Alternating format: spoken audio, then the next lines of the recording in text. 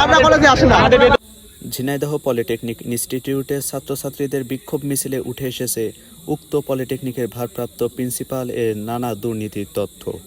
Jhenaidah polytechnic ইনস্টিটিউটের প্রশাসনিক পরিষদ ও খণ্ডকালীন নিয়োগপ্রাপ্ত যে সকল শিক্ষক শিক্ষিকা আছেন তাদেরকে গত সেপ্টেম্বর মাসের 31 তারিখে সকলের নিয়োগপ্রাপ্ত বাতিল বলে বিবেচনা করে উক্ত প্রতিষ্ঠানের প্রিন্সিপালের পক্ষ থেকে জানানো হয়, নিয়োগ তহবিলে পর্যাপ্ত পরিমাণ অর্থ না থাকায় খণ্ডকালীন শিক্ষক বাতিল করা হয়েছে।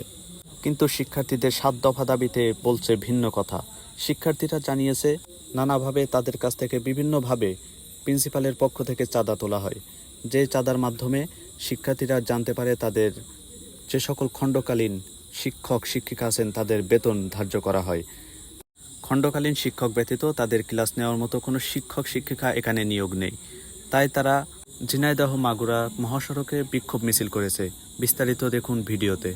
কলেজে মানে 6 মাসের সেমিস্টার, 4 মাসের পরে পরীক্ষা হয়, কিন্তু 2 মাসও ঠিক মতো ক্লাস হয় না। কিছু কিছু স্যার আছে যারা বেতনভুক্ত না, কিন্তু কলেজে আসে না ঠিক মতো। স্যাররা কলেজে আসে না। সমস্যা আমাদের প্রিন্সিপাল মাসে যদি 30টা দিন হয় তার 2টো দিনও কলেজে পাওয়া যায় না। তার মুখটা 2 দিনও দেখা যায় না এই কলেজে। কেন? সে আসতে সুবিধা অসুবিধা তো কলেজের আছে, সে তো কলেজে এসে দেখবে যে কোনটা সমস্যা। সে যদি কলেজের অভিভাবক, সে যদি কলেজে না থাকে তাহলে আমাদের ক্লাসটা কিভাবে হবে, স্যারেরা কিভাবে ক্লাসে আসবে?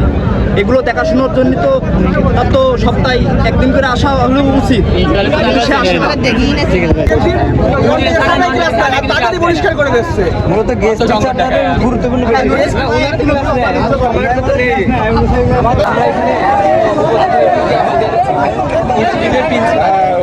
আমাদের সাথে চরম দুর্নীতি করেছে। এই যে অনেক আমরা স্টুডেন্টদের থেকে টাকা উঠাই, যে টাকাগুলো নিই আমাদের ইনস্টিটিউট বাবদ খরচ করার জন্য, আমাদের ইনস্টিটিউটের যে ল্যাব আছে সেই ল্যাবগুলো যন্ত্রপাতির জন্য তো সরকারি খাত থেকে যে টাকাগুলো আসে সেগুলো ঠিকঠাকভাবে কাজে না লাগে তিনি দুর্নীতি করছে আমাদের। তার উপরে আমাদের যে ক্যাম্পাসে যে গাছগুলো আছে সেগুলো রাতের আধারে কেটে ফেলে সেই কাঠগুলো বিক্রি করার পর যে হচ্ছে টাকাগুলো আসে তিনি সেই কোনো খাতে ব্যয় না করে নিজের পথে ঢোকাচ্ছে। এগুলো কেন করা হচ্ছে? আমরা এগুলো বিচার চাই।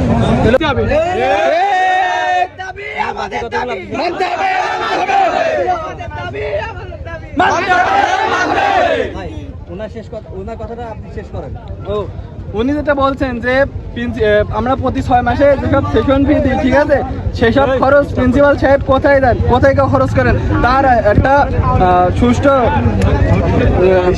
হিসাব দিতে হবে আমাদের কাছে। যে প্রতি 6 মাসে আমরা যে সেশন ফি দিই, সেশন চার্জ দিই, এই টাকাগুলো সে কি করে, কোথায় দেয়, তার আমরা সুষ্ঠু বিচার চাই। প্রিন্সিপালের কালো হাত ভেঙে দাও, ঘুরিয়ে দাও, প্রিন্সিপালের কালো হাত।